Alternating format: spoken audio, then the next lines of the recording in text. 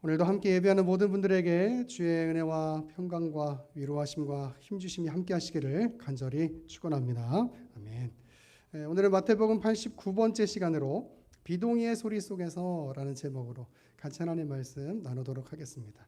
그럼 비가 오는 날에는 조금 몸이 처질 수 있는데 저도 고3 때 최 집사님이랑 사고를 당해서 허리가 항상 좋지가 않은데 그럴수록 우리 예배할 때 더 힘을 내야 합니다. 이게 뭔가 분위기가 처지지 않고 우리 열심히 더 아멘하고 열심히 더 찬양하고 기도하는 그래서 정말 그 분위기가 이렇게 숙연한 분위기가 아니고 하나님 앞에 최선을 다해서 열정 있는 예배에 올릴 수 있기를 간절히 소망합니다. 본문은 우리에게는 너무나 익숙한 그리고 또 내 얘기 같기도 하고 나의 소원이 그렇게 들어줬으면 좋겠다 하는 그런 마음을 갖게 하는 시각장애인 둘을 고치시는 장면입니다. 여러분 그런데 우리가 항상 이런 그 성경의 기적들을 보면서 항상 그 기적에 집중하기가 쉽고 또 그 기적을 베푸시는 그 예수님의 능력에 집중하기가 쉬워요. 그래서 이런 기적들을 볼 때 우리는 능력을 갖고 싶어하고 또 어쩌면 그런 능력을 갖고 있는 사람이 영적인 사람이라고 생각하기가 쉽습니다. 여러분 그런데 성경은 능력이 아니라 예수님의 메시아 되심에 더 집중하라고 말하고 있어요. 오늘 여러분 한번 생각해 볼게요. 어떤 사람이 열심히 하나님 앞에 기도를 했어요. 그래서 사업이 대박이 난 거예요. 그러면 우리는 대체로 어떻게 생각하냐면 그 사람이 기도했기 때문에 사업이 대박 났다고 생각하는 거예요. 여러분 이렇게 생각하면 우리 기독교나 천지십년께 비나이다 하는 거랑 다를 게 없어요. 여러분. 이렇게 생각할 때 문제는 뭐냐면 내 행위로 그런 일이 일어났다고 생각하기 쉽다는 거예요. 여러분 그렇게 생각하면 거기에는 감사가 없어요. 내가 기도해서 내가 열심히 믿음 생활해서 그런 일들이 이루어졌다고만 생각하면 여러분 거기에는 감사가 없는 거예요. 내가 기도했으니까 된 거죠. 그렇잖아요. 내가 많이 말씀 읽었으니까 된 거잖아요. 그렇죠? 우리 기독교는 그런 내 공로주의를 가르치는 게 아니에요. 그래서 여러분 사람들이 잘못 이야기하는 것 중에 하나가 뭐냐면 어려운 일을 당한 사람들한테 항상 우리 성도들이 조심해야 되는 게 뭐냐면 넌 기도 안 해서 그래. 넌 말씀 안 봐서 그래. 이렇게 얘기하면 성경의 가르침이랑은 너무나 다른 이야기를 하는 게 되는 거예요. 여러분 우리는 이렇게 생각해야 돼요. 그 모든 것이 하나님의 은혜로 되었다. 할렐루야. 여러분 그렇게 고백해야 되는 거예요. 여러분 우리의 믿음의 행위가 필요 없다는 이야기를 하고 있는 것이 아닙니다. 그런데 제가 경계하고 있는 건 뭐냐면 내가 기도했기 때문에 그런 일이 벌어졌다고 이야기하는 거예요. 여러분 그렇지가 않아요. 어떤 사람이 기도하게 한 것도 하나님께서 그에게 은혜를 주신 것이고 그를 통해서 그 사업이 잘 되는 것 또한 하나님께서 은혜를 주신 거예요. 그 안에 하나님의 다스리심이 있고 그 안에 하나님의 주권이 있는 겁니다. 내가 기도했기 때문에 그 기도를 하나님이 만족해서 그 만족하심으로 하나님께서 우리 가운데 어떤 대가를 지불하신다는 식으로 여러분 우리 기독교가 가르쳐진다면 여러분 그건 절에 가셔도 되고 이슬람교에 가셔도 되고 아니면 혼자 물 떠놓고 천지십년께 비나이다 하셔도 돼요. 우리 기독교의 가르침은 그게 아니에요. 내가 기도하고 내가 예배하고 하는 것은 우리 배우신 분들 내가 기도하고 내가 예배하는 것은 구원 받기 위해서예요. 구원 받은 자로서의 반응이에요. 그렇죠. 이게 교리로 바로 선 교회의 모습이라는 거예요, 여러분. 할렐루야. 제가 저한테 맛있는 거 사주고 설문지고 하나 필요 없어요. 여러분 그냥 교리 안에 잘 여러분 신앙생활이 서 있으면 되는 거예요. 저 이럴 때 참 기쁨이 넘칩니다, 여러분. 목회자의 기쁨은 다른 게 없어요, 여러분. 물론 치킨을 사주셔도 좋아요. 근데 여러분 보세요. 우리가 구원 받은 자로서 하나님 은혜에 감사하고 기도하는 거예요. 그런 가운데 하나님께서 특별한 마음을 주실 때가 있죠. 그렇잖아요. 그래서 기도하는 거예요. 그럴 때 하나님께서 놀라운 이적들을 행하시는 것이죠. 근데 그건 내가 능력이 많아서가 아니고 내가 어떤 특별한 일을 해서가 아니라 하나님의 주권과 하나님의 다스리심과 하나님의 통치하심으로 인해서 그 일들이 이루어질 수 있음을 여러분 고백해야 돼요. 여러분, 우리는 어느 순간과 어느 상황과 상관없이 우리는 언제나 늘 기도해야 되고 언제나 늘 예배해야 되고 언제나 늘 주님을 찬양해야 되는 줄로 믿습니다. 여러분, 그런 가운데 하나님의 역사가 있는 것은 감사인 거죠. 내가 기도했기 때문에 이루어졌으면, 거기에 내가 어떤 행위를 했기 때문에 이루어졌으면 내 공로주의가 있는데 무슨 감사가 있겠어요. 그렇잖아요. 근데 나는 그냥 늘 하던 것처럼 열심히 예배하고 열심히 찬양하고 목이 찢어져라 찬양하고, 여러분 그렇게 찬양하다가 보는데 어느 순간 하나님께서 우리에게 좋은 일들을 주시는 거야. 여러분, 그건 감사인 거예요. 감사. 그래서 여러분, 성경은 나의 어떤 능력이나 나의 힘에 대해서 이야기하지 않고 예수 그리스도의 메시아 되심에 대하여 더 집중하라고 말하고 있는 거예요. 오늘 본문도 마찬가지입니다. 여러분, 기적을 보면서 눈 뜨는 기적이 일어나기를 여기서 안 바라는 시각장애인 여러분 누가 있겠습니까? 다 보고 싶죠. 그런데 그것에 집중하는 것이 아니고 이 기록이 왜 어떤 의미로 기록되어 있는가, 이걸 묵상해야 되는 거예요. 이걸. 여러분, 기독교의 가치가 하나님의 능력으로 모든 그 기적들이 이루어질 수 있다고 한다면, 여러분 우리 다 믿음 없는 사람들이에요. 그렇죠? 저도 이 앞에서 설교하고 있는 사람, 저도 믿음 없는 사람이 아직 눈을 못 떴거든요. 그죠? 그게 아니잖아요. 자, 오늘 본문을 통해서 과연 오늘 본문이 어떤 의미를 가지고 있는지 말씀을 좀 나눠보려고 해요. 여러분, 근데 이 말씀을 나누기 위해서는 20장의 전체적인 흐름에 대해서 한번 좀 우리가 기억해 볼 필요가 있어요. 자, 여러분 보세요. 20장 1절에서 16절을 보면 무슨 내용이 나오냐면 포도원 일꾼 비유가 나와요. 이 비유가 조금 어렵고 좀 어려울 수 있는데, 이 포도원 일꾼의 비유가 뭐냐면 이런 거예요. 천국을 소유한 사람들의 복됨인 거예요. 천국을 소유한 사람들의 복됨. 자, 6시, 9시, 12시, 3시, 5시에 일한 사람들이 있어요. 그런데 각각 얼마씩 받느냐면 한 데나리온씩 받는 거예요. 여러분, 이건 윤리나 공평이나 어떤 노동의 대가를 이야기하는 것이 아니라 그랬어요. 천국에 관한 이야기라고 했어요. 그렇죠? 여러분, 한 데나리온씩 받는 거예요.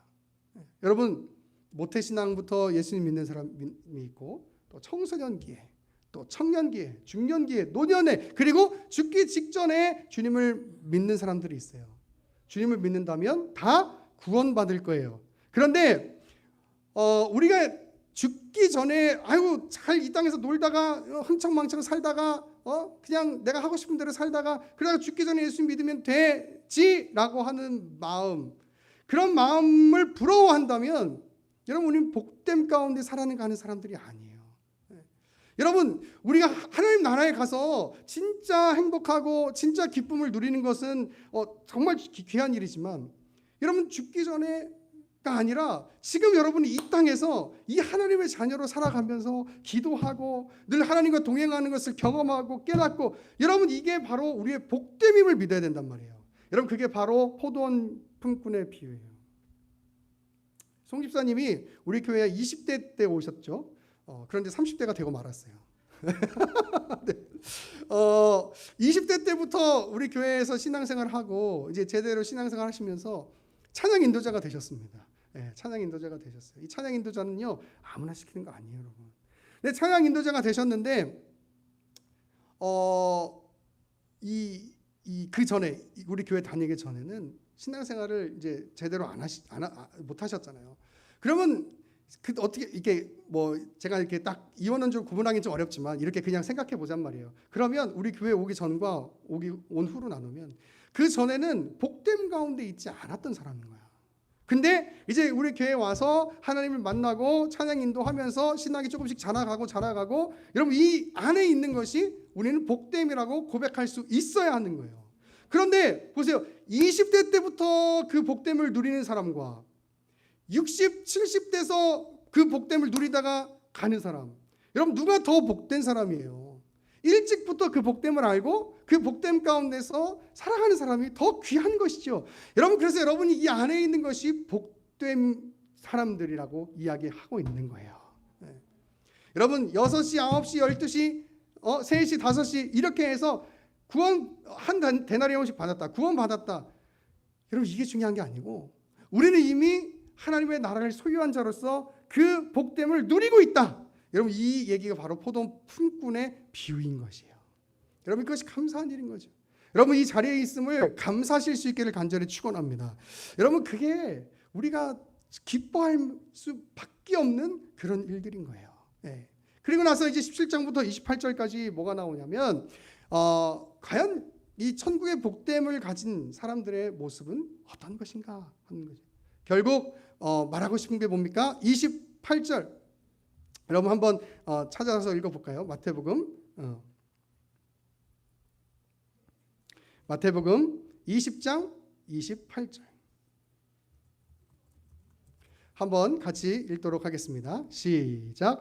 인자가 온 것은 섬김을 받으려 함이 아니라 도리어 섬기려 하고 자기 목숨을 많은 사람의 대속물로 주려 함이니라. 여러분 이게 바로 예수님의 마음이고 그리고 우리가 천국을 소유한 자들의 마음이 되어야 하는 것이죠. 그리고 이제 오늘 본문에 내용이 나오고 21장부터 예수님께서 예루살렘으로 들어가시는 장면이 나오고 있어요. 여러분 그래서 오늘 본문은 요 문맥에서 이해를 해야 되는 거예요. 자, 그럼 지금부터 조금 더 자세히 설명해 보도록 하겠습니다. 여러분 마태복음에서는 중요한 일을 이야기할 때 항상 쓰는 헬라어 단어가 있어요. 그게 뭐냐면 카이이두라고 하는 단어예요. 이두 귀엽죠? 이두 귀엽죠? 네. 카이이두 이게 뭐냐면 자 봐라 이런 뜻이에요. 자 봐라.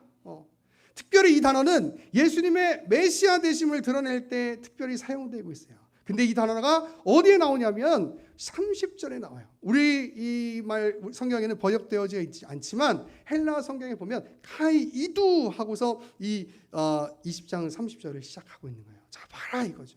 자 봐라. 예수님의 메시아 되심과 관련되어 있는 거예요.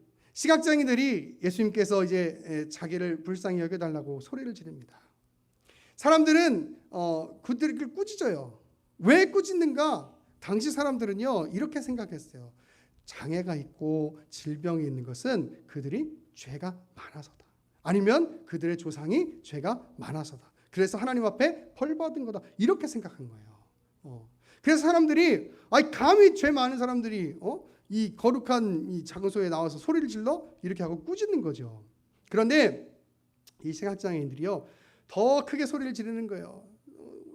예수님 우리를 불쌍히 여겨주십시오. 다윗의 자손이야. 그리고 불쌍히 여겨주시는 거예요. 그리고 이제 여겨달라고 소리 지르는 거예요. 그리고 예수님은 그들을 불쌍히 여겨주셔서 고쳐주세요. 여러분 우리는 오늘 본문에서 반복적으로 등장하는 한 단어에 집중할 필요가 있어요. 그것은 뭐냐면 불쌍히 여기다라는 단어예요. 불쌍히 여기다. 시각장애인들이 예수님한테 자기들을 불쌍히 여겨달라고 기도해요. 그리고 예수님은 그들을 불쌍히 여기셔서 고쳐주세요. 여러분 이것이 바로 예수님의 마음이에요.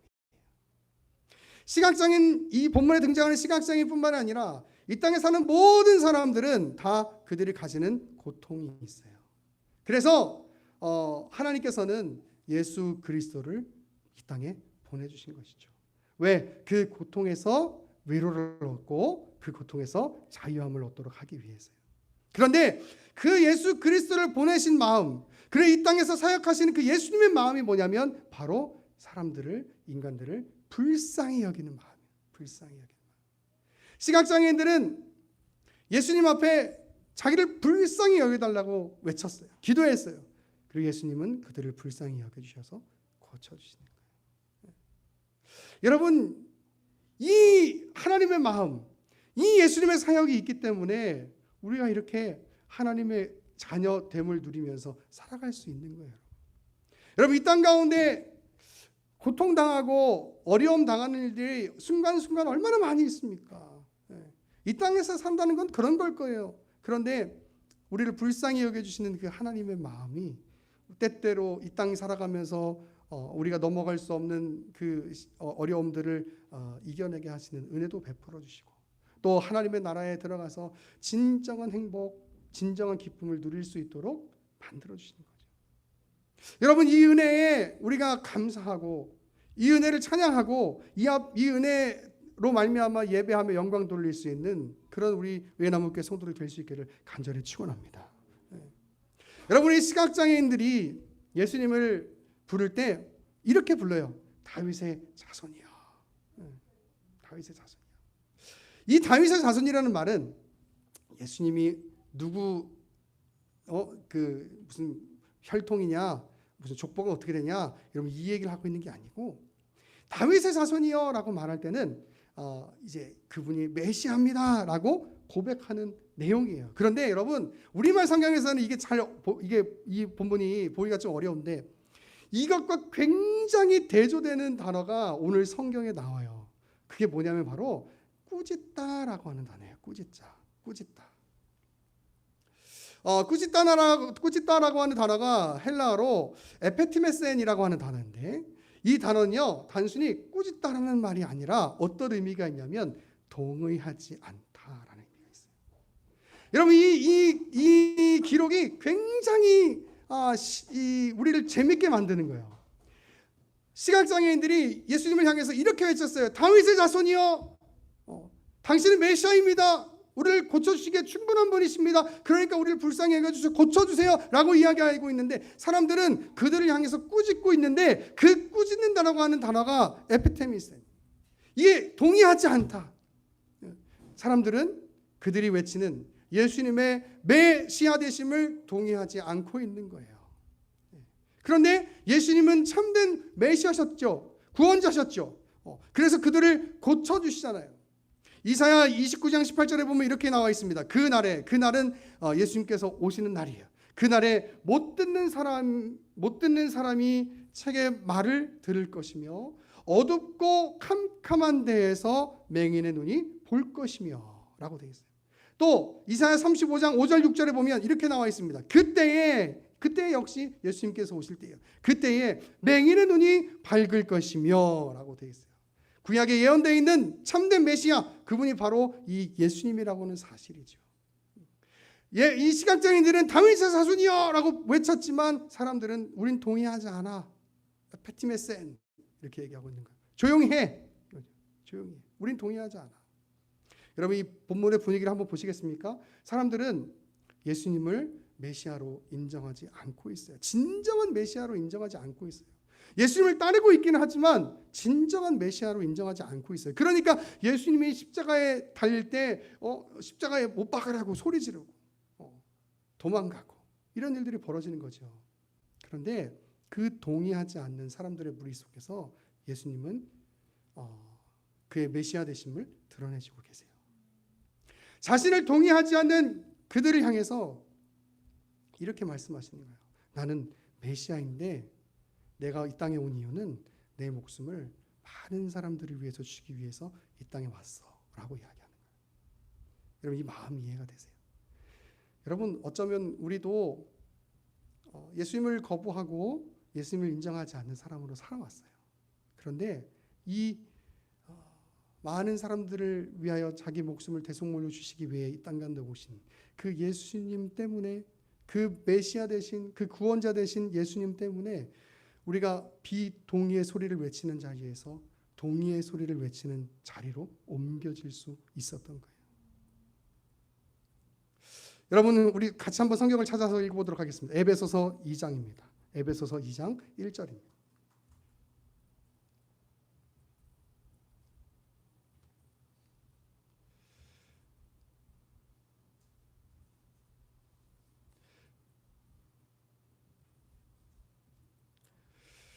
에베소서 2장 1절부터 우리 3절까지 같이 읽겠습니다. 시작. 그는 허물과 죄로 죽었던 너희를 살리셨도다. 그때에 너희는 그 가운데서 행하여 이 세상 풍조를 따르고 공중의 권세 잡은 자를 따랐으니 곧 지금 불순종의 아들들 가운데서 역사하는 영이라. 전에는 우리도 다 그 가운데서 우리 육체의 욕심을 따라 지내며 육체와 마음에 원하는 것을 하여 다른 이들과 같이 본실장 진노의 자녀이었더니. 제가 읽을게요. 긍휼이 풍성하신 하나님이 우리를 사랑하신 그 큰 사랑을 인하여 우리를 허물로 죽은 우리를 그리스도와 함께 살리셨고 라고 되어 있어요. 여러분이 어쩌면 이 시각장애인들을 꾸짖는 사람들과 같은 비동의의 외침을 외쳤던 사람들이었을지도 몰라요. 그런데 그 예수 그리스도의 사역을 통해서 이제 예수님이 메시아라고 고백할 수 있는, 동의할 수 있는, 그 외침을 외칠 수 있는 사람으로 변화된 거예요. 여러분, 이것이 바로 예수님의 사역인 거예요. 어떻게 해요? 그의 목숨을 우리를 위하여 주심으로 말미암아. 여러분, 이 감격을 아는 사람들은 그냥 예배할 수 없습니다. 여러분, 이 감격을 아는 사람들은 그냥 찬양할 수 없어요. 우리가 매주 드리는 예배이고 우리가 매주 보는 사람들이고 하니까 그냥 그렇게 예배하고 찬양할 수 있지만, 여러분, 항상 우리가 어떤 마음을 가지고 있어야 하냐면, 내가 하나님 앞에 최선을 다해서 예배해요. 내가 하나님 앞에 최선을 다해서 찬양하고 내가 하나님 앞에 최선을 다해서 기도하겠다. 여러분, 그런 마음으로 하나님 앞에 나아가야 돼요. 왜? 우리를 위해서 이 땅 가운데 그의 목숨을 주셨잖아요. 그분이 참된 메시아라는 것을 아는 우리라면 하나님을 그냥 예배할 수 없는 거예요. 더 나아가서 여러분, 지금 이 시대는, 우리가 살고 있는 이 시대 가운데 우리는 어쩌면 비동의의 외침 속에서 살아가고 있을지 몰라요. 세상 사람들은 얘기해, 너네들 왜 그렇게 예배하니? 너네들 왜 그렇게 막 힘들고 어려운데도 그렇게 교회 가서 예배하고 그래? 코로나 때 지나봐서 생각해보면 세상 사람들이 이해할 수 없다고 교회를 향해서 손가락질하고 비판하고, 왜 그렇게 예배하고 난리들이냐고 그렇게 얘기하잖아요.